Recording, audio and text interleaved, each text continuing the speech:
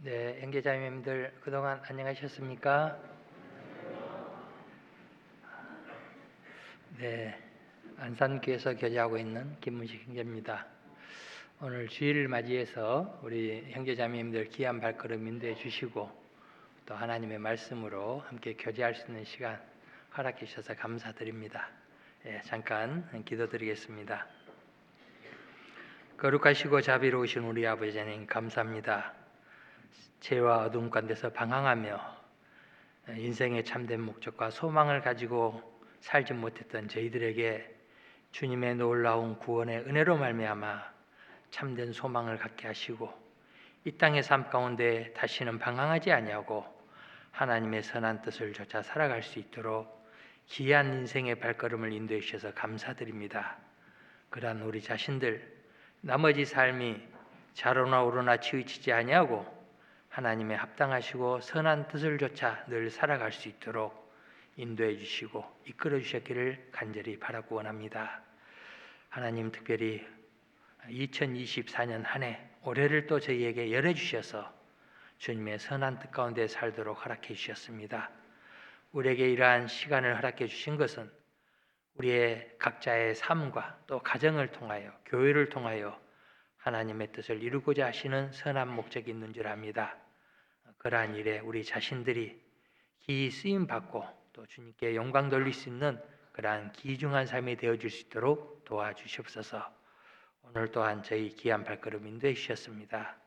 말씀과 교제를 통하여 은혜 충만한 시간들이 될 수 있도록 도와주시옵소서. 모든 것을 하나님의 은혜 손길에 부탁드리오며 한결같이 우리를 사랑하시는 주 예수 그리스도 이름으로 기도드렸습니다.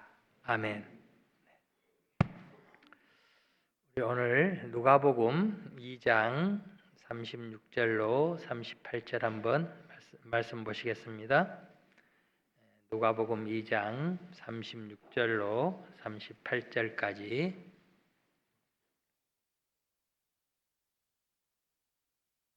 누가복음 2장 36절로 38절입니다. 찾으셨으면 우리 같이 한번 읽겠습니다.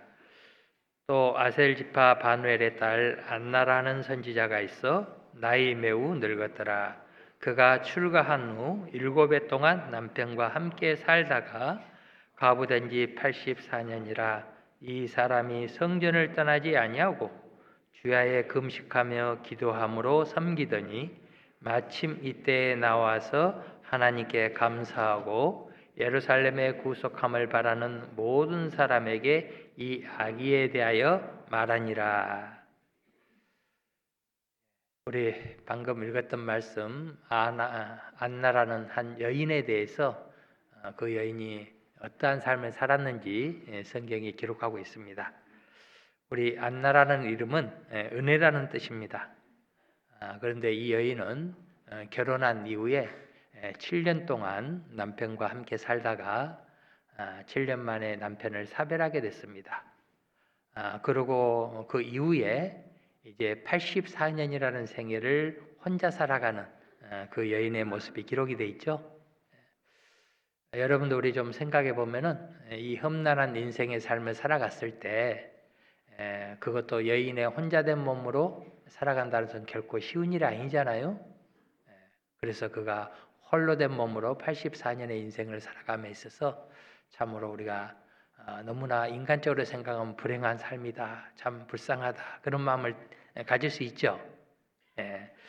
자, 그런데 이제 이 안나라는 여인은 이제 남편을 잃은 지 84년 된 그 안나는 자신의 거처를 그는 아셀 지파라 그렇게 기록이 되어 있기 때문에 이스라엘 저 북쪽지에 있는 그 자기 땅을 가지고 있잖아요.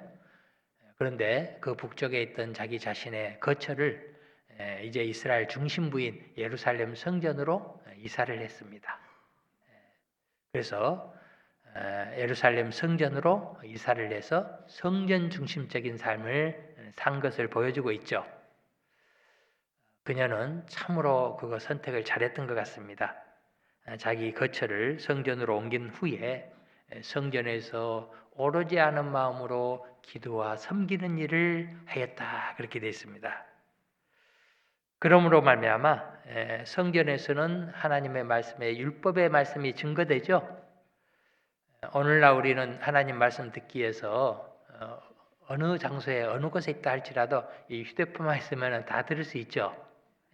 그러나 그 당시에는 하나님의 율법의 말씀이 강론되고 말씀을 배우기 위해서는 성전에 모여야 하지만은 하나님의 말씀을 듣고 감동받고 깨닫고 할 수 있었던 그런 장소였잖아요. 그래서 그녀는 자기 자신의 성전으로 옮겨서 거기서 늘 하나님의 말씀을 상고하고 또 주야로 섬기는 삶을 살았다. 그렇게 되어 있습니다. 그런 가운데 이 안나는 이제 인생에게 최대의 복이 무엇일까요? 인생의 최대의 복은 예수 그리스도를 만나는 일이죠. 그래서 그녀는 성전의 중심적인 삶을 살다가 마침 예수 그리스도가 성전에 나와 왔을 때 예수님을 만나게 됐죠.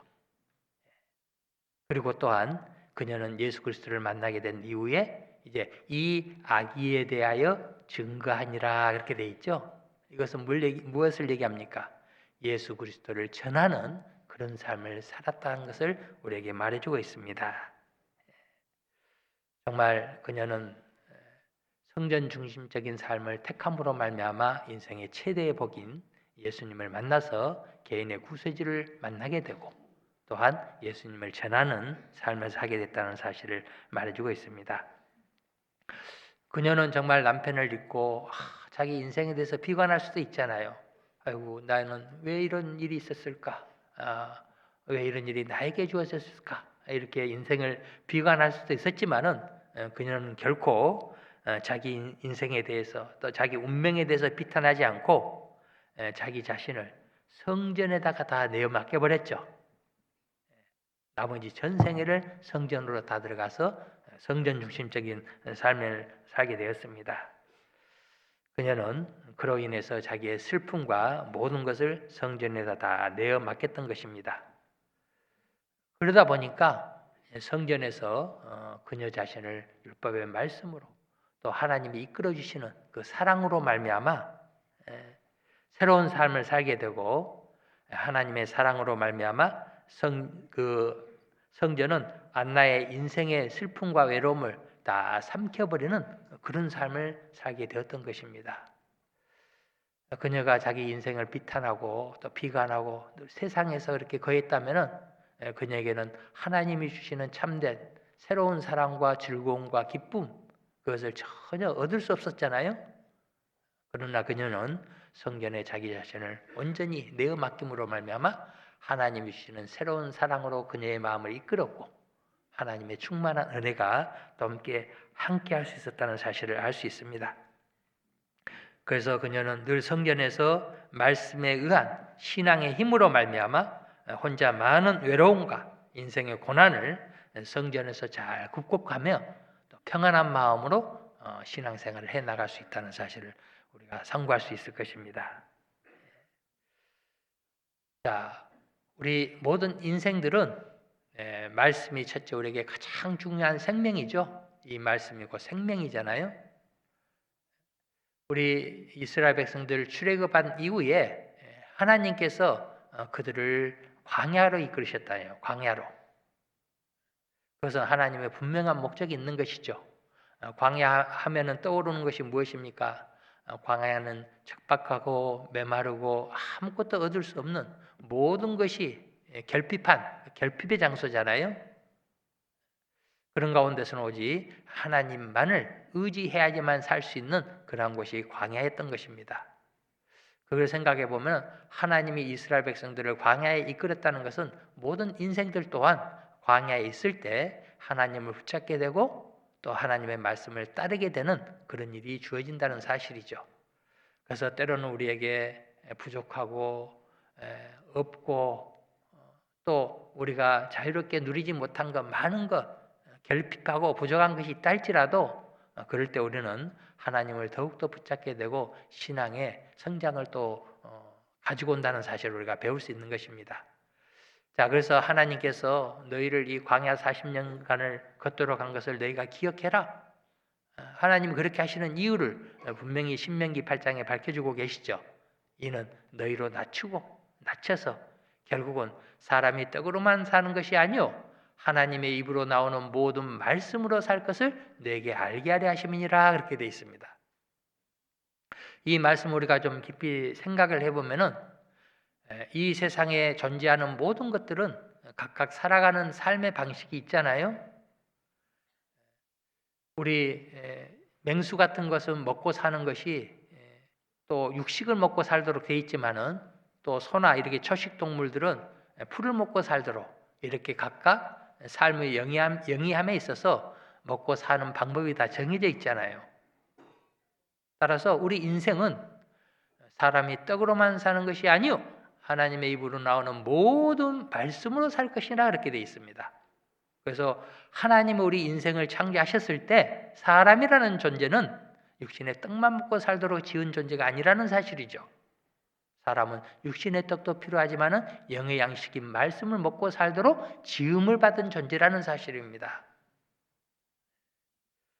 그래서 우리 혹시 자동차 회사에서 이번에 자동차를 만들어내는데 휘발유 자동차를 만들 것인지 가스 자동차를 만들 것인지 미리 결정하고 만들어내죠. 그러면 휘발유 자동차를 만들었다면 뭐를 넣어줘야 되면 정상적으로 운행을 할 수 있을까요? 그렇죠. 휘발유 자동차를 만들었기 때문에 당연히 휘발유를 넣어줘야지만은 그 목적대로 이행하며 사용할 수 있는 것이죠. 마찬가지입니다.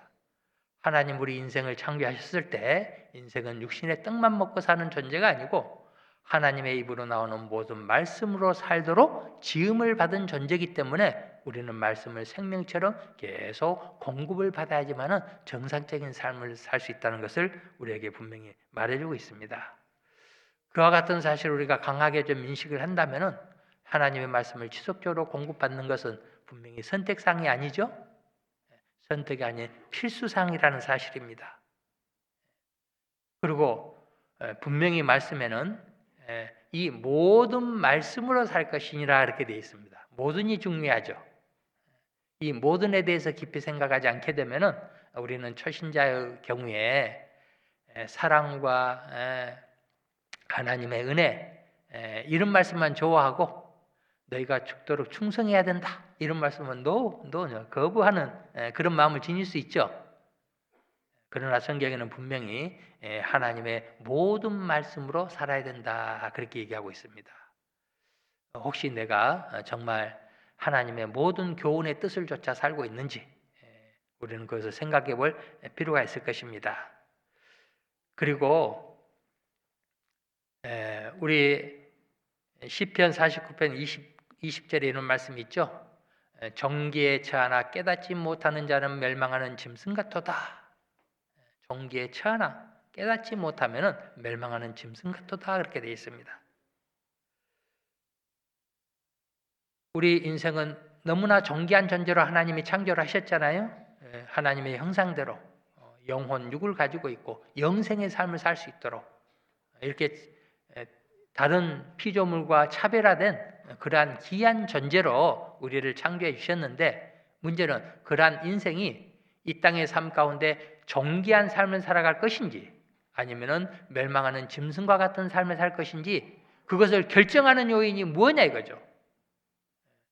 그 사람의 지식의 정도, 물질의 많고 적음의 정도, 또 남녀노소 그런 차이가 결국 그 사람의 삶을 결정한다고 되어 있지 않습니다.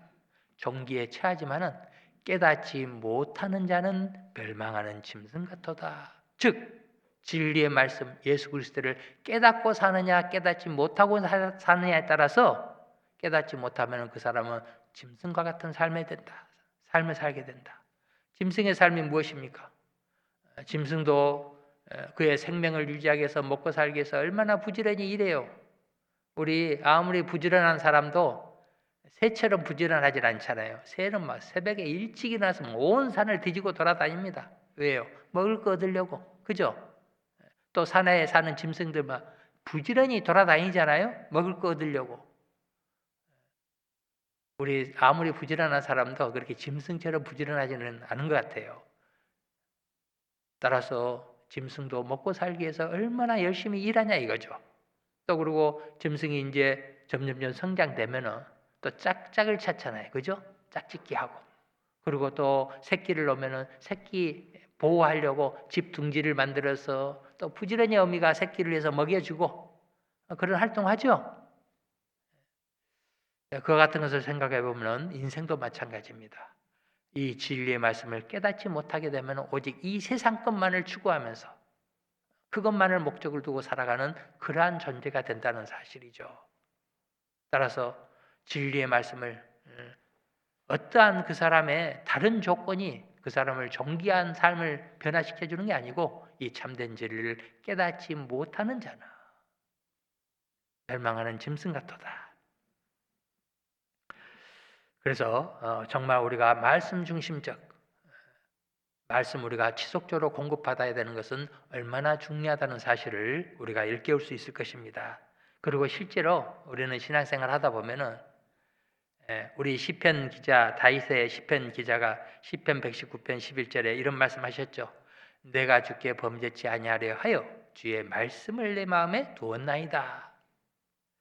이 말씀을 역으로 생각하면은 말씀을 마음에 두고 살지 않게 되면은 어떤 삶을 살게 된다는 거예요. 범죄자의 삶을 살게 된다는 것이죠. 내가 주께 범죄치 아니하게 하려 주의 말씀을 마음에 두었나이다. 이게 과장됐을까요? 우리 자신들 한번 생각해 볼 수 있죠. 여러분들 어떤 연유로 일주일 정도 교재 말씀 빠지고 2주, 3주 이렇게 빠지다 보면은 그런데 자신의 뒷모습을 돌아보면은 나도 모르게 세상 사람들이 하는 똑같은 행동을 하게 되고 똑같은 언어를 사용하게 되고 똑같은 모습으로 살아가는 우리 자신의 모습을 뜻밖의 발견하도록 되어 있지 않습니까? 이것은 누구나 다 마찬가지입니다. 시편 기자처럼 하나님의 말씀을 마음에 두고 살지 않게 되면은 우리도 하나님 앞에 범죄자의 길을 갈 수 있다는 사실을 분명히 말해주고 있습니다. 자, 따라서 오늘날 우리에게는 이러한 주님의 몸인 교회를 허락해 주셔가지고 지속적으로 우리에게 말씀을 공급해 주시고 또 우리의 발걸음을 진리의 바른 길을 걷게 하시고 또 우리가 받은 은혜를 섬길 수 있는 이 교회를 주시고 뿐만 아니라 소망과 희망 없이 7, 80년이라는 죽음에 매여 살아가는 그 많은 이뤄진 영혼들에게 이 또 복음을 전할 수 있는 이 은혜의 복음을 우리가 가지고 있다는 사실을 생각하면은 얼마나 귀하고 감사한 일인가. 한 영혼들에게 이 복음을 전해주게 되면 그들의 영원한 삶을 열어줄 수 있는 그러한 은혜 복음을 우리가 소유하고 있잖아요. 정말 우리는 너무나 이 교회를 통하여 말씀 공급과 은혜 복음을 전할 수 있는 또 주님을 섬길 수 있는 교회가 있다는 것이 얼마나 감사하고 귀한 일인지 생각해 볼 필요가 있을 것입니다. 따라서 우리 그리스도인들은 이 모든 것이 하나님을 허락해 주신 은혜죠. 은혜. 구원도 은혜고 또 우리가 살아가는 삶 전체가 은혜의 삶이 되어지는 것입니다. 자, 그래서 우리는 정말 그와 같은 사실을 강하게 인식하고 바로 교회 중심적인 삶, 또 주님과 가까이 하는 삶을 살아가야 될 것입니다. 우리 그러한 것이 우리 자신에게 복이죠. 분명히 하나님 말씀은 그와 같은 것이 너에게 복이다 이렇게 얘기하고 있습니다. 그래서 시편 73편 28절에 하나님께 가까이함이 내게 복이라. 복 받는 비결 여러분들 아시죠? 이제 하나님께 가까이 하는 것이 내게 복이라. 우리 이삭의 두 아들이 있었잖아요. 에서와 야곱. 그 중에 큰아들 에서는 그는 큰아들이기 때문에 아버지의 장자의 축복권, 명분을 가지고 있었죠.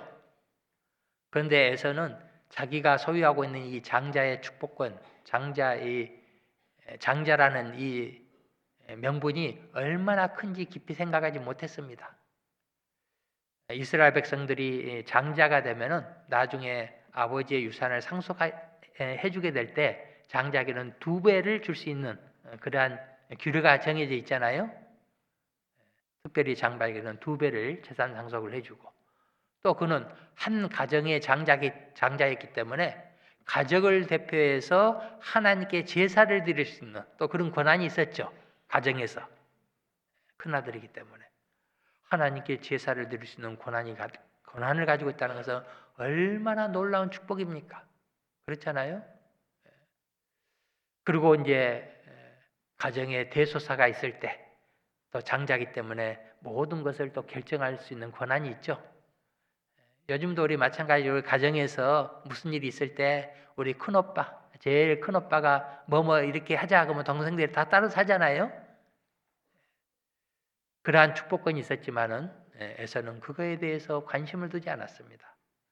그가 하는 일은 그는 익숙한 사냥꾼이라고 돼 있죠. 사냥꾼. 사냥은 늘 밖에서 하는 거죠. 그러다 보니까 에서는 눈만 뜨면은 야, 오늘은 어느 산에 가서 어떤 짐승을 좀 잡아볼까? 어저께 내가 저 삽선 잡으려다가 놓쳤는데 아이고 너무나 아까워. 내일은 꼭 잡아야 되겠지.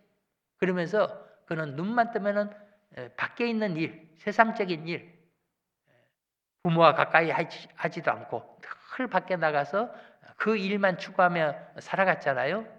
그러다 보니까 정작 자기가 하나님께 축복받은 장자의 축복권이 얼마나 귀한지 알지 못했습니다.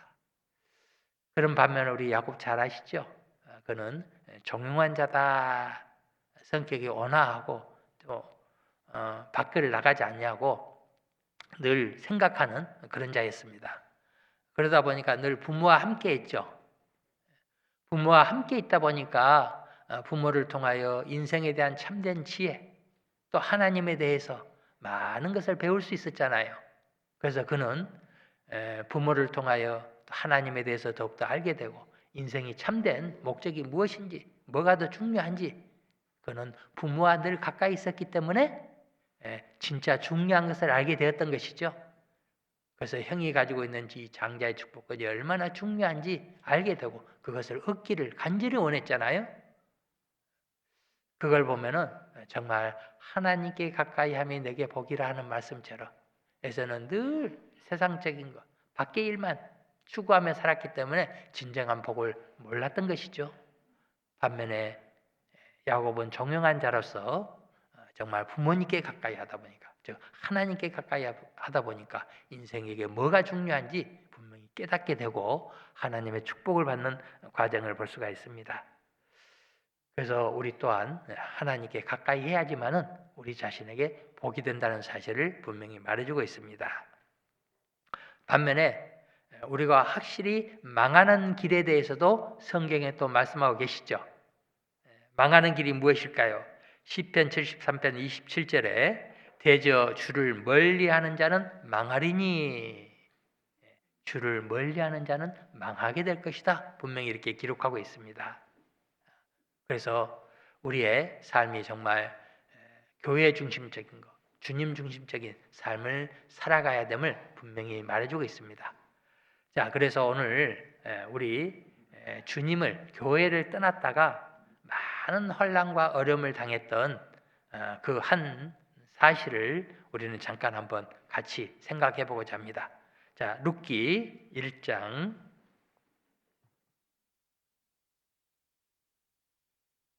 룻기 1장 구약성경 402쪽입니다.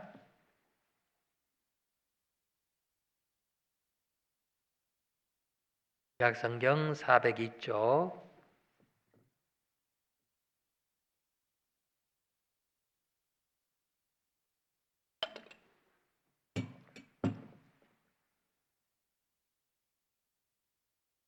자, 룻기 1장 1절로 5절까지 여기도 같이 한번 읽겠습니다. 사사들의 치리한 때에 그 땅에 흉년이 드니라.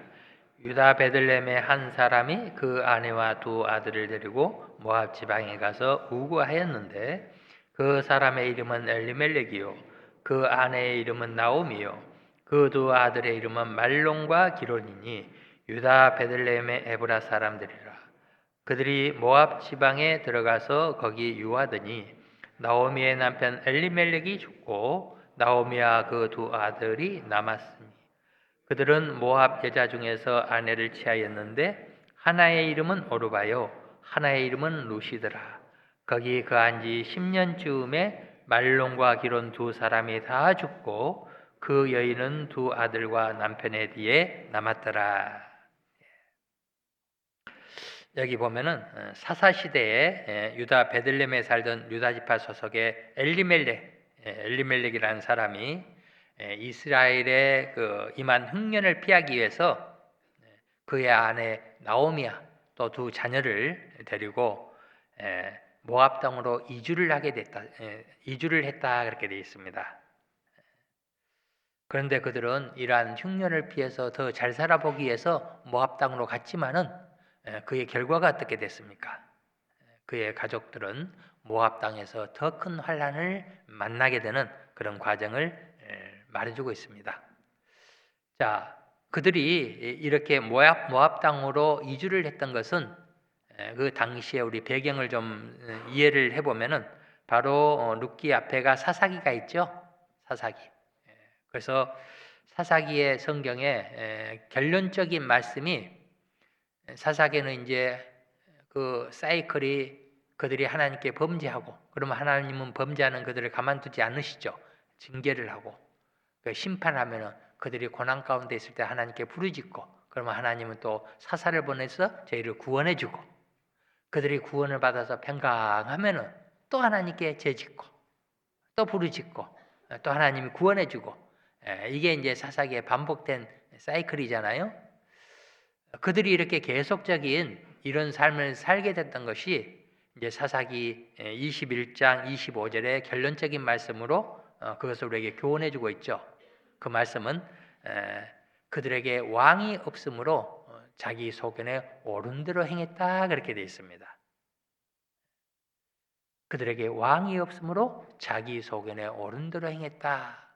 따라서 모든 인생이라는 것은 자기 소견에 옳은 대로 살게 되면은 결국은 죄악의 삶을 살 수밖에 없다는 사실을 우리에게 보여주고 있습니다.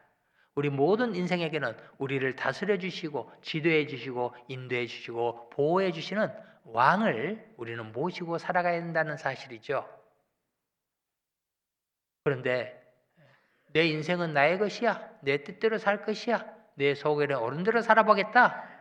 결국은 그런 인생은 사사기에서 보여주듯이 죄의 나락으로 잘못된 선택으로 갈 수밖에 없는 우리 인생이라는 것이죠.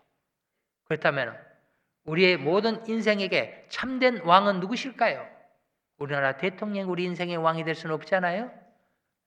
어떤 이 인간 왕이 인생의 모든 문제를 해결해 줄 수 있을까요? 그러한 왕은 이 세상에는 없는 것입니다. 바로 우리를 창조하신 예수 그리스도만이 우리 인생의 진정한 왕의 왕 되신 분이시죠. 그래서 모든 사람은 그리스도 중심적인 예수 그리스도를 우리의 왕으로 모시고 살아가야지만은 하나님의 진정한 보호와 다스림과 은혜가 있다는 사실을 말해주고 있습니다. 그래서 이 베들레헴의 땅에 엘리멜렉이 이렇게 모압 땅으로 이주해버린 것도 지금 시대적인 배경이 그들이 왕이 없었기 때문에 각자 자기 소견에 옳은 대로 행한 결과라는 것이죠. 하나님의 선택된 백성이 하나님이 원하시던 가나안 땅, 베들레헴의 땅을 벗어나면 안 되잖아요. 그런데 아이고 여기 있다가 흉년 때문에 우리 다 죽게 생겼다.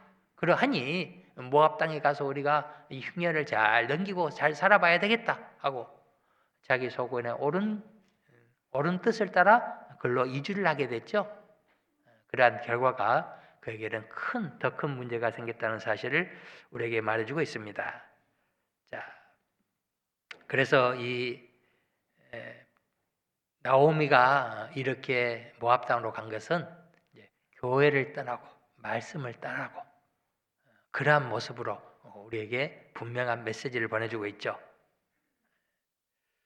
자, 그래서 그들이 이제 모압 땅에서 살면서 얼마쯤 시간이 경과해서 룻기 1장 3절에 보면은 그의 남편 엘리멜렉이 죽었다 그렇게 돼 있죠. 엘리멜렉은 하나님의 나의 왕이시다 그런 의미를 가지고 있습니다. 그런데 모압 땅으로 가서 얼마 되지 않아서 그의 남편이 죽음을 당하는 그러한 내용을 우리에게 말해주고 있습니다. 자, 우리 한 여인에게 남편은 어떤 존재일까요? 여인에게 남편은 사실 믿음의 대상이잖아요. 믿음을 우리가 믿을 수 있는 그런 대상이잖아요. 물론 인간을 믿는다는 의미가 아니고. 그래서 우리 이제 가끔씩 교제하다 보니까 한 자매님이 이제 교제 가운데 있다 보니까 자매님들 교제 가운데 있다 보니까 자기 형제에 대해서 좀 마음에 안 드는 게 많이 있었나 봐요. 또 구원받지 않는 남편이 있어서 그 남편에 대해서 마음에 들지 않는 게 많이 있었나 봐요. 그러다 보니까 이제 간증 중에 교제 가운데 우리 남편은 좀 이러이러하고 참 그것 때문에 힘들다 이런 얘기들을 하다 보니까 그것을 가만 듣고 있던 한 집사님께서 그 집사님은 남편을 일찍 여의셨거든요. 그러다 보니까 그 집사님이 그 자매님 손을 꽉 잡으면서 자매님 그래도 남편이 있는 게 훨씬 나아 이렇게 교제하셨답니다. 그렇죠. 비록 내 마음에 들지 않는다 할지라도 남편이라는 것은 그 여인에게는 믿음의 대상이잖아요. 따라서 그가 모압 땅에 있을 때 남편을 잃어버렸다는 것은 주님의 몸된 교회를 떠나다니까 점점 믿음이 쇠퇴해지고 믿음도 싹 사라져버리는 그런 모습을 보여주고 있죠. 우리는 이 험난한 세상을 믿음이 세상을 이기도록 돼 있잖아요. 믿음을 강하게 갖지 않으면 우리는 세상에 흘러 떠내려갈 수밖에 없는 그런 연약한 존재인 것입니다. 그리고 이제 얼마쯤 더 지나가서는 이제 웬걸 이번에는 두 아들이 죽었잖아요. 두 아들이. 또 여인에게 아들이라는 어떤 존재일까요? 부모에게는 아들이라는 것은 큰 소망이고 희망이잖아요. 우리 부모들 자식들에게 거는 기대와 소망과 희망이 많죠. 아이고 우리 자녀들 잘 됐으면 좋겠다. 이렇게 살았으면 좋겠다. 정말 훌륭한 사람, 또 하나님께 기이 쓰임 받는 사람, 그런 자녀가 됐으면 좋겠다. 다 똑같이 생각하고 공통적으로 지니는 그런 부모의 마음이잖아요. 그래서 이 부모에게는 자녀는 소망의 대상입니다. 그런데 그러한 자녀가 죽어버렸다? 나오미에게는 정말 소망마저 다 끊어져 버리는 그러한 모습을 우리에게 보여주고 있습니다. 우리 자녀들은 정말 여호와께서 주신 기업이잖아요. 기업. 우리 조그만한 기업을 하나 경영해도 그게 얼마나 많은 수고와 헌신과 모든 것을 투자해서 해야지만 기업을 잘 경영할 수 있잖아요. 그런데 그러한 기업이 만약에 무너진다 그러면은 온 가족이 고통을 당하죠. 따라서 우리의 가정의 자녀들 이러한 것들이 하나님께서 우리에게 주신 기업인데 이 기업이 잘 이루어지지 않으면은 모든 가정들이 고통을 느끼게 되는 그런 경우도 우리는 분명히 겪게 될 것입니다. 그렇지만 우리는 자녀들은 부모의 용서를 먹고 자란다는 사실을 알고 있죠. 마음에 안 들고 힘들고 하지만은 그래도 부모는 용서할 수밖에 없고 또 사랑으로 오래 참아줄 수밖에 없고 사실 그거를 먹고 자녀들은 자라는 것입니다. 그래서 우리는 자녀들에 대해서 정말 인내가 필요할 것입니다. 그러나 이 모압 땅에 거했던 나오미는 소망마저 다 사라져버리는 그러한 비참한 모습을 지금 우리에게 제시하고 있죠. 그로 인해서 이제 나오미는 10년 동안 재산 다 잃어버리고 또 가족까지 잃어버리고 더 이상 소망 없는 그런 모습 가운데 이제 내가 나왔던 베들레헴 내 고향 땅으로 다시 돌아가야 되겠구나 그런 생각을 갖게 되었던 것입니다. 잘한 것이죠. 그가 비록 늦었지만은 끝까지 아이고 내가 고향 땅에 돌아가면 나를 알고 있던 사람들 창피해서 내가 어떻게 돌아가? 그런 생각에 사로잡혀서 끝까지 돌아가지 않았다면 그녀에게는 더 이상 희망이 없었을 것입니다. 늦었지만은 그래도 그녀는 이제 내 고향 땅에 돌아가야 되겠구나 결심을 했던 것이죠. 자, 그래서 룻기 1장 20절 21절 제가 읽겠습니다. 19절부터 21절을 제가 읽겠습니다. 이에 그 두 사람이 행하여 베들레헴까지 이르니라. 베들레헴에 이를 때에 온 성읍이 그들을 인하여 떠들며 이르기를 이가 나오미냐 하는지라. 나오미가 그들에게 이르되 나를 나오미라 칭하지 말고 마라라 칭하라. 이는 전능자가 나를 심히 괴롭게 하셨음이니라. 내가 풍족하게 나갔더니 여호와께서 나로 비어 돌아오게 하셨느니라. 여호와께서 나를 징벌을 하셨고 전능자가 나를 괴롭게 하셨거늘 너희가 어찌 나를 나오미라 칭하느냐 하니라. 이 19절에 보면은 사실 나오미가 자기 고향 땅으로 다시 돌아오게 하는 것은 18절에 굳게 결심을 했다고 돼 있죠. 이게 쉬운 결정이 아니었을 것입니다. 왜? 자기를 알고 있는 고향 땅에 돌아가면 잘 돼가지고 가면 얼마나 좋겠어요. 그죠? 그런데 모든 거 다 잃어버리고 이제 쉽게 말해서 거지꼴이 돼서 고향 땅에 가면 어떤 눈총을 받을지 모르죠. 우리 세상 가운데서도 고향 떠나가지고 고생해서 고향 땅으로 돌아오려고 그러면 성공해야지 당당히 오지 모든 것을 잃어버리고 망해가지고 고향 땅에 오는 것이 쉽지 않잖아요. 고향 사는 거 눈총이 있잖아요.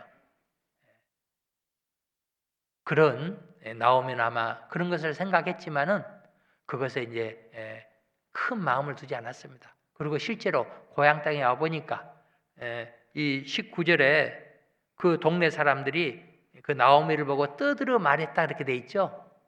떠들어 말했다는 게 뭐예요? 아이고 나오미가 이렇게 모압 땅에 가서 잘 살아보려고 했더니 다 망해서 돌아왔구나. 이제 이렇게 얘기했다는 것이죠. 그래서 그 말을 들었던 나오미가 이제 나를 나오미라 하지 말고 나를 말하라 불러라 이렇게 얘기하고 있습니다. 자기의 나오미라는 이름의 뜻이 무엇입니까? 나오미는 희락과 기쁨과 즐거움이라는 그 자기 자신의 이름이 있죠. 그런데 그녀는 지금 나를 나오미라 하지 말고 나를 말하라 불러라 이렇게 얘기하고 있죠. 말하는 어떤 의미를 가지고 있습니까? 모진, 쓰디쓴. 내가 과거는 나오미, 즐거움과 희락과 기쁨이 있었지만 지금은 나는 쓰디쓴, 아주 모진 그러한 지금 입장에 있다. 그래서 나를 말하라 불러라 이렇게 얘기하고 있죠. 그녀 자신의 현 주소를 이 이름을 대변하고 있습니다. 그녀가 그 나오미라는 이름이 마라로 이렇게 바뀌게 됐던 그 원인이 무엇일까요? 바로 그녀는 자기의 고향 땅인 베들레헴 말씀의 떡집이잖아요. 그곳에 거했을 때는 하나님이 주시는 즐거움과 기쁨과 희락을 누리며 살 수 있었지만은 그것을 떠난 이후에는 결국은 인생의 쓰디쓴 맛을 봐야 될 것이고 모든 고난을 당해야 되는 그렇게 됐다는 사실을 우리에게 보여주고 있습니다. 바로 그녀가 세상을 의지하고 교회를 떠나고 교제 가운데 멀어진 그러한 결과를 우리에게 보여주고 있습니다. 그리고 이 나오미는 이제 확실하게 그가 결심하고 돌아가게 됐던 것은 바로 21절에 룻기 1장 21절에 보면은 내가 풍족하게 나갔더니 여호와께서 나로 빌어 돌아오게 하셨느니라. 여호와께서 나를 징벌하셨고 전능자가 나를 괴롭게 하셨거늘. 이 말씀 보면은 자기 자신이 이렇게 비참한 인생으로 바뀌게 된 게 누가 그렇게 했다고 얘기하고 있습니까? 바로 하나님께서 나를 이렇게 징벌을 하셨다. 이렇게 얘기하고 있습니다. 이게 중요하죠. 이게 회개입니다. 회개. 그녀는 이 모든 일들이 하나님이 나에게 전능자가 나에게 이렇게 징벌을 하셨기 때문에 하나님께 대한 회개가 분명히 이루어졌기 때문에 이제 더 이상 사람의 눈총이 중요했던 게 아닌 거예요. 사람이 뭐라고 얘기하든지 간에 나를 조롱하든 비난을 하든 그것은 더 이상 나에게 무의미하다. 왜? 내가 하나님 앞에 진정한 해결을 했기 때문에 사람의 눈치를 보지 않게 됐던 것이죠. 정말 여호와께서 자신을 괴롭게 했다는 사실을 나오면은 분명히 깨닫게 됐죠. 회개는 하나님께 대한 회개잖아요. 그게 마음 중심에 있었던 것입니다. 따라서 우리 인생길도 우리는 살다 보면은 언제든지 잘못된 길을 들어설 수도 있잖아요. 그런데 중요한 것은 그 잘못된 길을 올바른 길로 수정할 수 있는 유일한 방법이 뭐냐 이거죠. 그거는 철저히 하나님께 회개하는 게 잘못된 길을 수정할 수 있는 유일한 방법이라는 사실을 우리는 배울 수 있을 것입니다. 그리고 우리가 하나 또 생각해 볼 수 있는 것은 남편이 먼저 죽었잖아요. 그리고 시간이 지나서 또 그의 자녀들이 죽었잖아요. 그렇다면 남편이 죽었을 때 그녀가 좀 더 깊이 생각하고 혹시 그때 빨리 돌이키고 베들레헴의 땅으로 왔으면 어떻게 됐을까? 그렇죠. 그런 생각도 해볼 수 있죠.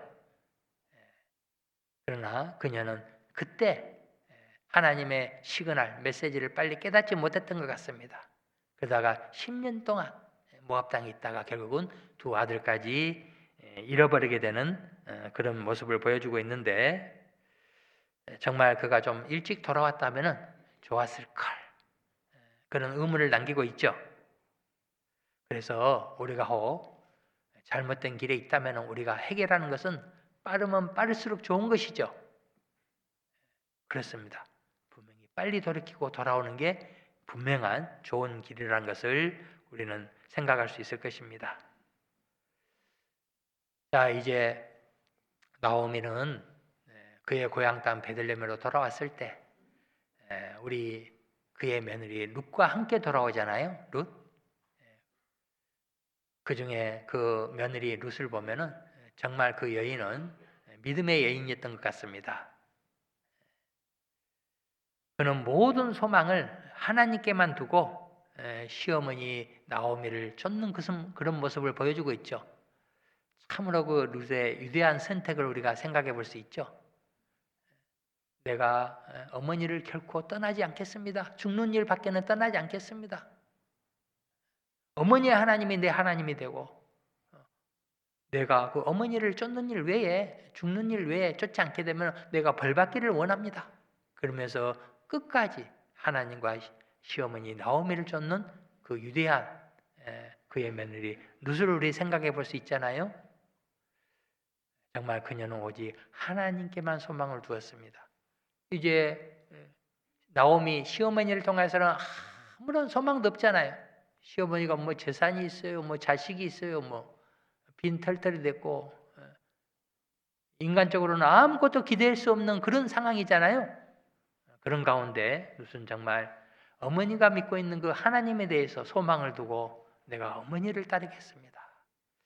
이거 보면은 정말 위대한 선택이죠. 또 결심이고 우리 그 이유를 생각해 보지 않더라도 이 하나 사실만 생각해 보면은 룻은 하나님의 축복을 받을 수밖에 없는 그런 여인이구나. 우리는 미리 짐작해 볼 수 있는 대목이잖아요. 그래서 결국은 이제 룻과 함께 베들레헴의 땅에 와서 하나님은 그 며느리 룻을 통하여 축복해 주는 과정을 우리가 살펴볼 수 있을 것입니다. 자, 룻기 2장 2절에 보면은 룻기 2장 2절에 제가 읽겠습니다. 모압 여인 룻이 나오미에게 이르되 나로 밭에 가게 하소서. 내가 네게 은혜를 입으면 그를 따라서 이삭을 줍겠나이다. 나오미가 그에게 이르되 내 딸아 갈지어다 하매. 이거 보면은 룻이 이제 먹을 것이 없기 때문에 마침 추수 때가 됐기 때문에 먹을 것을 구해서 오겠다 이렇게 간청을 하고 있잖아요. 그런데 룻이 나오미에게 이르되 나로 밭에 가게 하소서. 이것을 허락해 주는 것이 나오미에게는 쉽지가 않았을 것입니다. 왜? 이 며느리는 지금 자기 고향 땅도 아니잖아요. 그 자기 젊은 며느리를 저 나무 밭에 가서 이삭 줍는 일을 보내게 되면은 시어머니는 많은 생각을 하게 되죠. 어떤 생각이 있었을까요? 혹시나 자기 며느리가 어떤 밭에 가서 그 밭 주인에게 거지 취급을 당하고 또 가혹한 학대를 당할 수 있고 또 어떤 사나운 밭 임자 집에 들어가게 되면 인격적으로 모독을 또 당할 수도 있잖아요. 넌 누구야? 왜 왔어? 쫓아낼 수도 있고 거린 취급을 받을 수도 있잖아요. 그리고 이 중동의 태학배시도 얼마나 뜨겁습니까? 거기서 이삭을 주려면 많은 또 고생과 수고를 생각해 볼 수 있죠. 그래서 자기 며느리를 결코 보낸다는 것이 쉬운 일이 아니었을 것입니다. 그런데 이 룻이 우리 아까 2장 2절에 하반절에 내가 누구의 은혜를 입으면 그를 따라서 이삭을 줍겠나이다. 이 룻에 하나님이 베풀으실 은혜를 생각하고 나가는 모습을 볼 수가 있습니다. 어머니, 내가 지금 어느 밭으로 가야 될지 모르지만은 어떤 사람이 내가 은혜를 베풀게 되면 내가 그 은혜를 따라서 이삭을 주워올 수 있습니다. 이렇게 얘기하죠. 참으로 룻은 정말 하나님의 은혜가 있을 것을 믿음으로 바라보는 그런 모습을 볼 수가 있습니다. 그래서 나오면은 내 딸아 갈지어다. 가면은 많은 수고와 고통이 있겠지만은 하나님을 의지하고 그를 가도록 이렇게 허락해 주고 있습니다. 이거를 보면은 우리 인생의 앞길도 우리는 기도와 믿음으로 행해야 될 것입니다. 우리 미래를 우리 인생이 더 하나님보다 더 잘할 수 없는 거잖아요. 우리 인생은 너희는 내일 일을 자랑하지 말라. 하루 동안에 무슨 일이 날는지 내가 알 수 없음이니라. 잠시 잠깐 후도 알지 못하는 게 우리 인생의 한계잖아요. 그러나 우리 인생은 하나님을 믿는 믿음으로 행하게 되면은 이 세상은 열린 세상이 되는 것입니다. 하나님이 에덴 동산에서 에덴 동산을 창설하시고 아담 하와에게 하신 말씀이 있죠. 내가 이 모든 동산의 실과 모든 것을 내 임의대로 다 먹되 그러나 선악을 알게 하는 실과 이것만은 먹지 말라 이렇게 얘기해 주셨죠. 하나님은 너희가 모든 것을 다 할 수 있다. 그러나 이것만 하지 말라. 우리 반대로 하나님께서 너 이거 하면 안 되고 이거 하면 안 되고 이것도 하면 안 되고 이것도 하면 안 되고 많은 것을 하면 안 되고 이것만 해라. 그러면은 우리가 어떻게 그거 다 지키고 행할 수 있겠어요? 그러나 하나님은 우리에게 모든 것을 다 할 수 있도록 허락해 주셨습니다. 그리고 이것만 하지 말라 그렇게 돼 있죠. 따라서 우리가 이 세상에서 믿음을 따라 행하게 되면은 분명히 하나님은 열린 세상을 허락해 주시는 분이십니다. 성경에서도 내 믿음대로 될지어다 그렇게 돼 있죠. 룻 또한 네가 내게 은혜를 베풀면은 내가 그 밭에서 이삭을 주울 수 있습니다. 따라서 우리는 우리의 인생의 앞길을 기도와 믿음으로 행해야 될 것입니다. 이제 룻은 가난한 그 여인으로서 이삭 줍는 일을 이제 참여하게 되죠. 자, 룻기 2장 3절 4절 제가 읽겠습니다. 룻이 가서 베는 자를 따라 밭에서 이삭을 줍는데 우연히 엘리멜렉의 친족 보아스에게 속한 밭에 이르렀더라. 마침 보아스가 베들레헴에서 붙어와서 베는 자들에게 이르되 여호와께서 너희와 함께 하시기를 원하노라.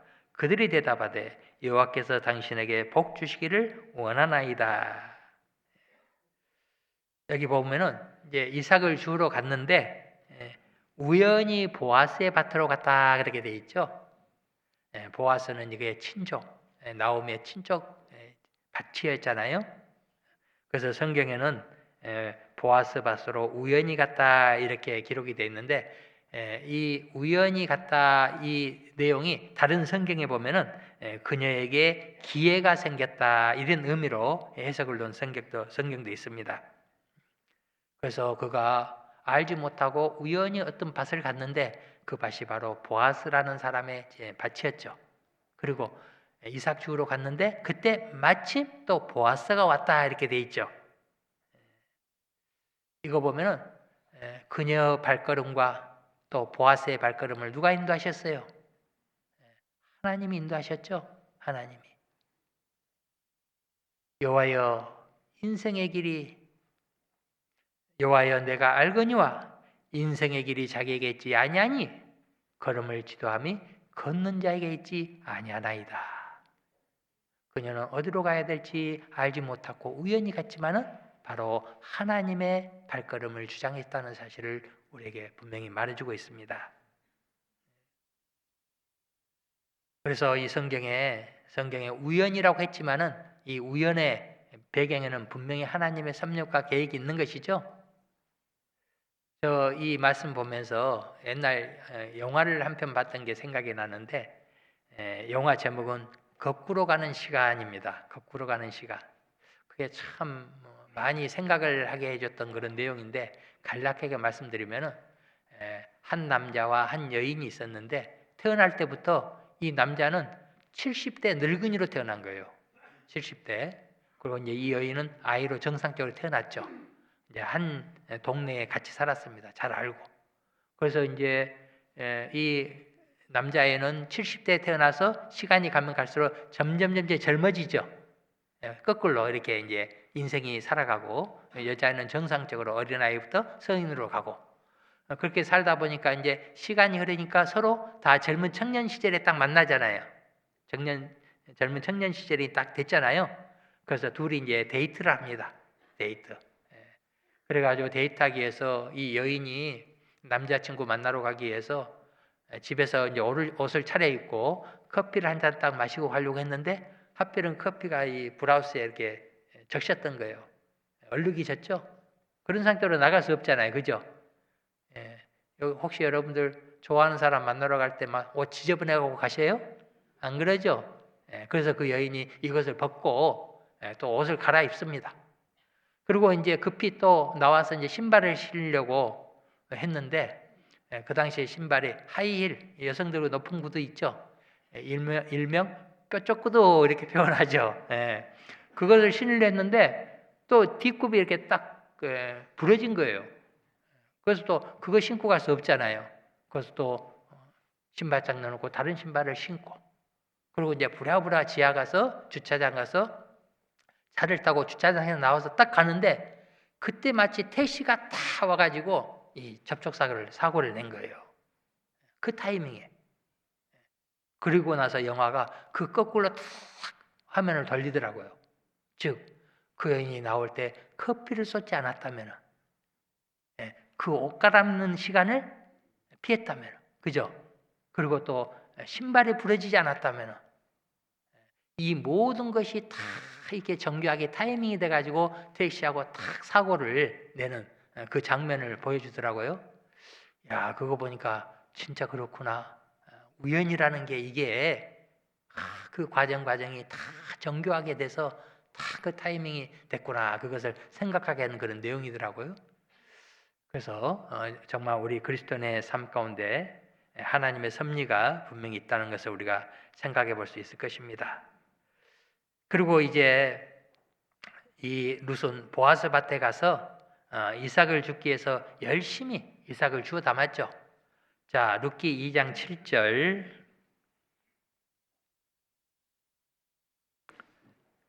2장 7절 제가 읽겠습니다. 그의 말이 나로 베는 자를 따라 단 사이에서 이삭을 죽게 하소서 하였고 아침부터 와서는 잠시 집에서 쉰 후에 지금까지 계속하는 중이니라.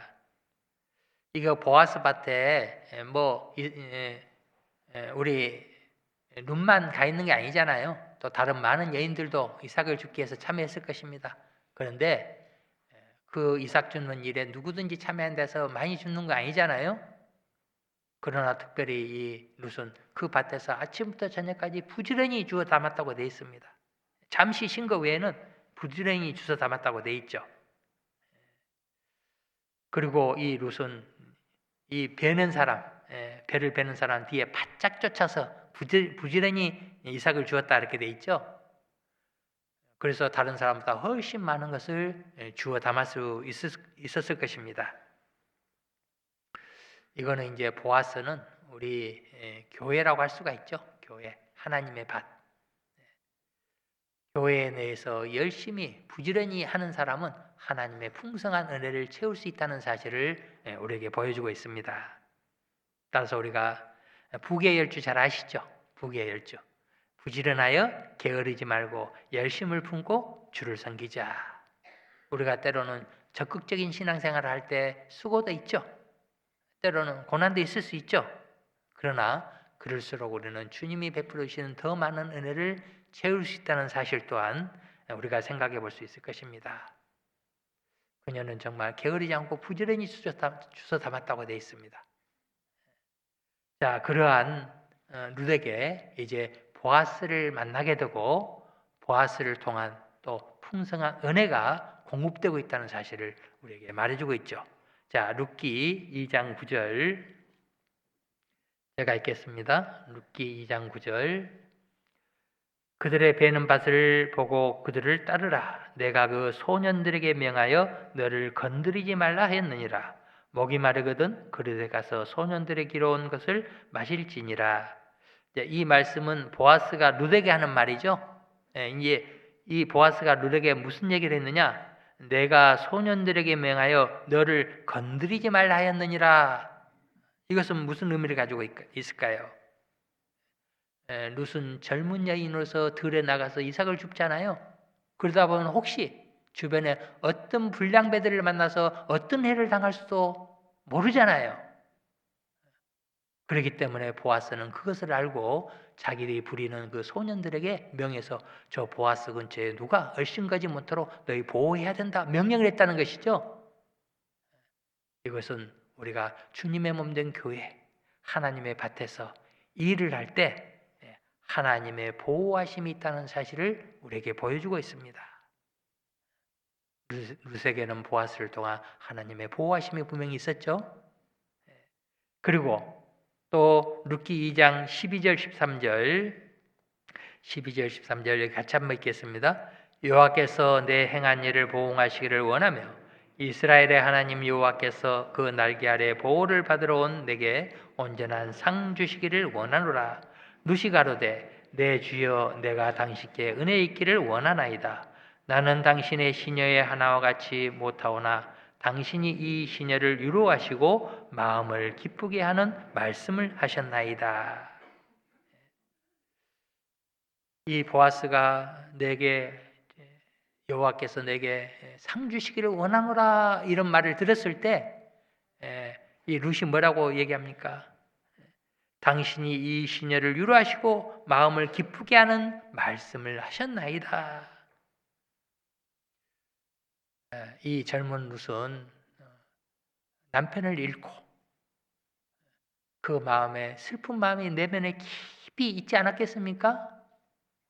다 표현을 할 수 없었지만 자기만이 가지고 있는 이 슬픔 그거는 내면 깊은 속에 잠재되어 있었던 것이죠.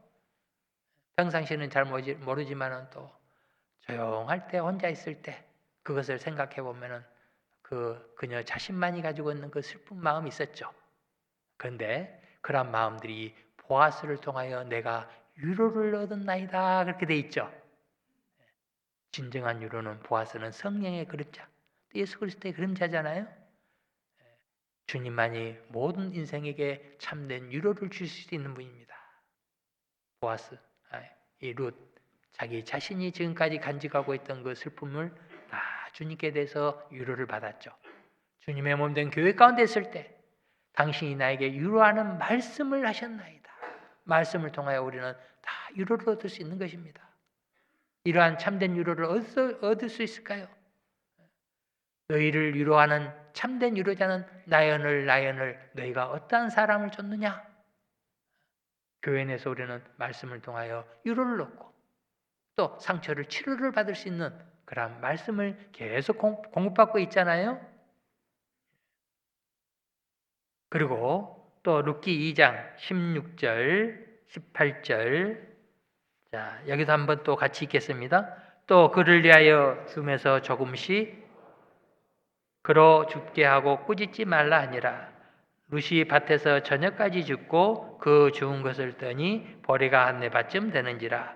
그것을 가지고 성읍에 들어가서 시므에게 그 죽은 것을 보이고 그 배불리 먹고 남긴 것을 내어 시므에게 드리매. 이거 보면은 보아스가 16절에 줌에서 조금씩 뽑아버려서 그를 줍게 하고 그렇게 돼 있죠. 이 줌이라는 것은 여러분들 추수할 때 먼저 낫으로 싹 이렇게 잡아가지고 낫으로 한 묶음 딱 베어가지고 딱 단을 묶어 가잖아요. 그리고 이삭이라는 것은 베다가 떨어지는 게 바로 이삭이잖아요. 그런데 이 보아스가 이 단에서 거기서 일부러 이 벼를 빼내가지고 땅에다가 흩어졌다는 거예요. 야, 이거 보면은 하나님의 풍성한 은혜가 얼마나 베풀어지는지 우리 생각해 볼 수 있죠. 일부러 빼가지고 이삭이 아닌데도 일부러 가져가야 될 것을 빼가지고 흐트러졌다는 것이죠. 바로 하나님의 밭에서 베풀어 주시는 은혜가 우리에게 풍족하다는 사실을 말해주고 있습니다. 그래서 룻은 이것을 모두 다 걷어가지고 자기도 배불리 먹었을 뿐만 아니라 또 남긴 것을 시므에게도 또 드렸다 이렇게 돼 있죠. 하나님은 우리가 생각하는 것, 원하는 것, 그것보다 더 크신 은혜를 베풀어 준다는 사실을 생각해 볼 수가 있습니다. 따라서 이제 많은 은혜가 떨어져 있기 때문에 룻은 그것을 부지런히 담아야 됐던 것이죠. 이것은 룻만이 아닙니다. 그녀의 삶만이 아닙니다. 실질적으로 우리는 주님의 몸된 교육 가운데서 우리에게 필요한 모든 것을 때를 따라 돕는 은혜가 공급되어지고 있잖아요. 그러한 우리는 때에 따라 하나도 흘려버리지 말고 부지런히 다 주워 담아야 되는 것입니다. 또 부지런히 주워 담았잖아요. 하나님이 베풀어 주신 은혜를 결코 흘려버리면 안 될 것입니다. 자, 우리 이 룻기를 통하여 이 타락이라는 것은 정말 심각한 일이라는 것을 우리에게 말해주고 있죠. 주님의 몸된 교회를 떠나게 됐을 때 어떤 일이 일어날 것인지 우리에게 교훈해주고 있습니다. 때로는 우리가 아무리 환경이 어렵다 할지라도 하나님의 백성이 그해야 될 유일한 것은 바로 하나님의 뜻인 교회 안에 머무르는 것이 하나님이 원하시는 뜻이죠. 때로는 우리가 어떠한 환경과 여건과 어려움이 있다 할지라도 우리가 세상에서 만족을 구하려고 했을 때 이 나오미 가정처럼 비싼 값을 우리는 치를 수밖에 없다는 사실을 우리는 생각해야 될 것입니다. 우리 개인적으로 어떠한 인생의 어려움이 있고 힘든 일이 있다 할지라도 우리가 거해야 할 곳은 주님의 몸된 교회라는 사실이죠. 자, 나오미는 이제 10년 동안 모압 땅에 떠나 있다가 많은 괴로움과 슬픔이 있었지만은 그녀가 그나마 다시 베들레헴의 땅으로 왔기 때문에 그녀는 인생에게 중요한 10년이라는 허송 세월을 시간은 우리가 다시 찾을 수 없었지만은 이제 베들레헴의 땅에서 기쁨과 즐거움을 회복할 수 있었잖아요. 우리 인생 가운데 시간이라는 것은 생명이나 마찬가지죠. 우리가 허송 세월하고 잃어버린 시간이 있다면은 그만큼 우리의 중요한 것을 잃어버렸던 것입니다. 그래서 우리가 잃어버린 시간은 이제 다시는 되찾을 수 없을 것입니다. 그러나 교회로 우리가 다시 와서 거하게 되면 하나님이 주시는 즐거움과 기쁨을 다시 회복하고 찾을 수 있다는 사실입니다. 따라서 주님이 구원하신 믿음과 은혜 위에 돌아와서 굳건하게 견디는 사람들은 기쁨과 즐거움이 오고 슬픔과 탄식이 달아나게 될 것이다. 우리 이사야 51장 11절에 그런 말씀이 있죠. 여호와께서 구속된 자들이 돌아와서 노래하며 시온으로 들어와서 그 머리 위에 영양 기쁨을 쓰고 즐거움과 기쁨을 얻으리니 슬픔과 탄식이 달아나리로다. 돌아와서 주님의 몸된 교회에 거할 때 슬픔과 탄식이 달아나게 된다 그렇게 되어 있습니다. 자, 이제 시어머니 나오미가 룻에게 신신당부하는 말이 있습니다. 지금 나오미는 그의 며느리 룻을 가장 사랑하고 가장 귀하게 여기지 않겠어요? 그래서 실질적으로 나오미는 자기 며느리에게 내 딸아 이렇게 부르고 있습니다. 우리 혹시 이제 우리 형제 자매님들 중에서 며느리 보면은 내가 딸같이 여길랜다 그런 마음 먹은 사람들 있죠? 그런데 실제로 딸같이 여기셔요? 그렇지 못할 수도 있잖아요. 그런데 이 나오미는 정말로 그의 며느리를 내 딸아 말뿐만 아니라 자기 딸처럼 여겼습니다. 그만큼 사랑하고 아꼈죠. 그런 며느리에게 나오미가 신신당부하는 얘기가 있습니다. 무엇을 그렇게 신신당부를 했을까요? 자, 룻기 2장 22절 23절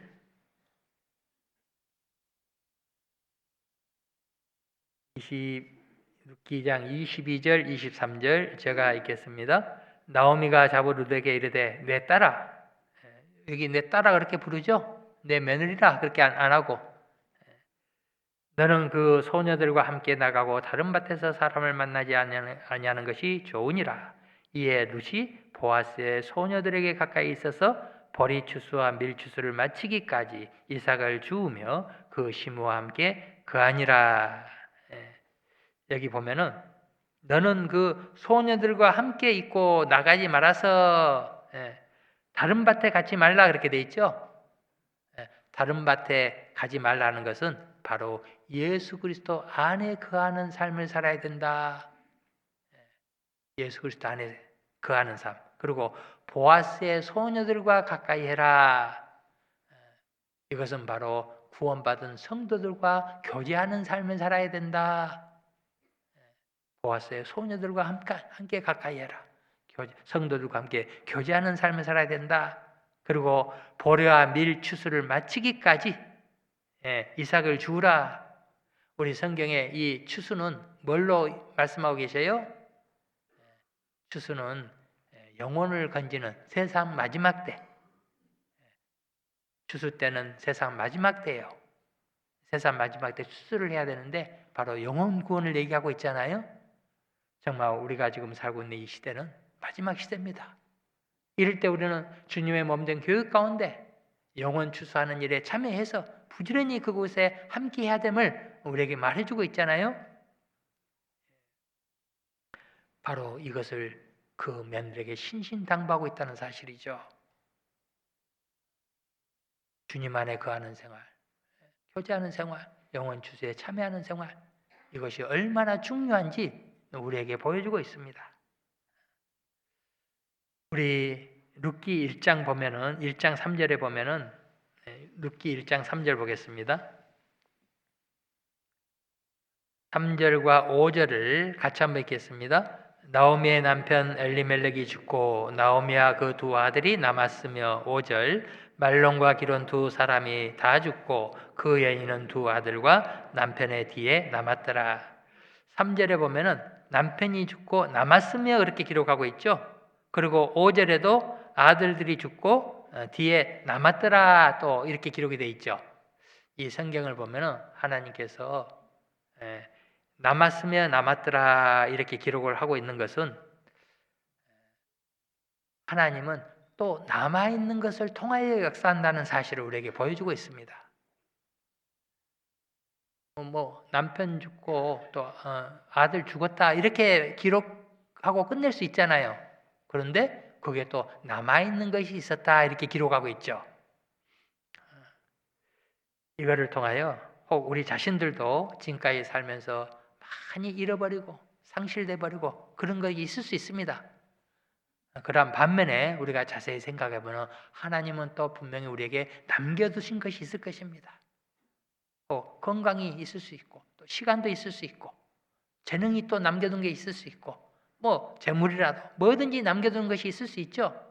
우리는 더 이상 잃어버린 것에 대해서 집착할 필요가 없습니다. 그런 가운데 하나님은 분명히 우리 자신의 삶 가운데 남겨두신 것이 있다는 것이죠.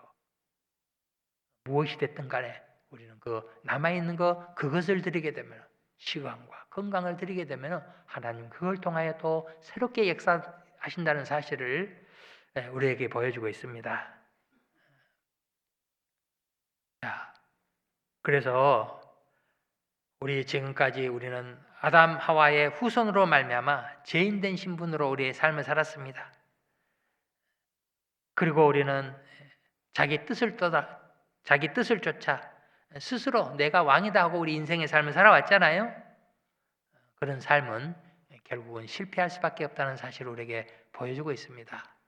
그러한 우리 자신들을 하나님은 구원해 주셔서 이제 또 새 생명 가운데 두 번째 삶을 살 수 있는 기회를 우리에게 허락해 주셨죠. 그걸 생각하면 우리가 구원받고 주님 안에 살고 있다는 것이 얼마나 귀중한 삶이냐 이거죠.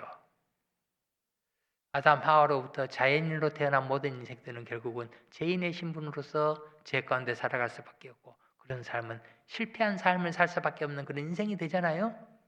그러한 우리에게 하나님은 두 번째 기회를 주셨습니다. 구원해 주셔서 주님의 새로운 생명 가운데 살 수 있도록 두 번째 기회를 주셨잖아요. 그런데 두 번째 기회를 얻은 우리 자신들이 만약에 두 번째 기회마저 우리는 실패해버린다면 그것만큼 더 어리석은 인생이 될 수 없잖아요. 우리 육신의 연약함으로 육신의 삶은 철저히 실패했다 할지라도 하나님이 주시는 두 번째 기회는 우리가 성공적인 삶을 살아가야 되지 않겠습니까?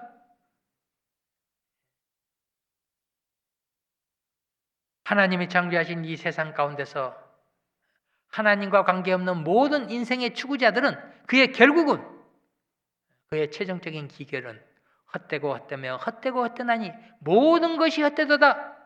사람이 해 아래서 수고하는 모든 수고가 자기에게 무엇이 간고. 하나님과 관계없는 모든 인생들은 나름대로의 인생을 열심히 추구하고 살지만은 그들의 결국은 모든 것이 헛되도다가 되어 있습니다. 그런 반면에 우리 그리스도인들 하나님의 뜻을 행하고 사는 것은 영원히 남는다 그렇게 되어 있습니다.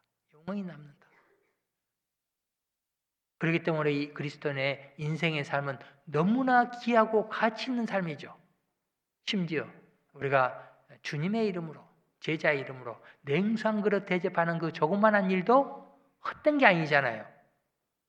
세상 사람은 무엇을 이루고 무엇을 한다 할지라도 다 그들의 결국 헛되지만은 우리 그리스도인들은 무엇을 하든지 간에 그것은 영원히 남는 것이 되는 것입니다.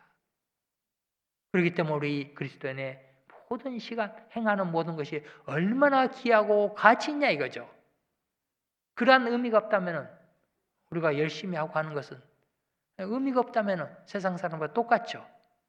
그런 반면에 그리스도인의 삶이 얼마나 모든 조그마한 일이라도 의미가 있고 가치 있는 삶이냐 이거죠. 자, 이제 여러분들 지금까지 또 2024년 한 해까지 하나님께서 우리의 풍성한 은혜 가운데 인도해 주셨고 그런 가운데 지금까지 열심히 잘 달려오셨습니다. 그런데 우리가 지금 살아가는 이 시대는 정말 마지막 징조를 하나님께서 과거에는 우리가 그냥 막연하게 추상적으로 마지막 때가 다 되는 모양이다 그렇게 인식을 했잖아요. 그런데 지금 우리 시대는 어때요? 그때하고 인식했던 거하고 지금 현실적으로 다가오는 거하고는 완전히 차이가 있죠. 정말 하나님이 모든 징조를 눈앞에서 분명히 다 보여주고 있는 징조를 보고 있는 시대에 우리가 살고 있습니다. 지금까지 열심히 사셨지만 또 남은 시간을 어떻게 살아야 되겠느냐. 자, 창세기 29장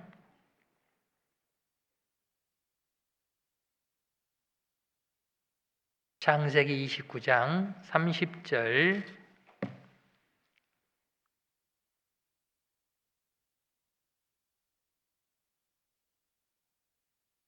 창세기 29장 30절 한 구절 같이 읽겠습니다.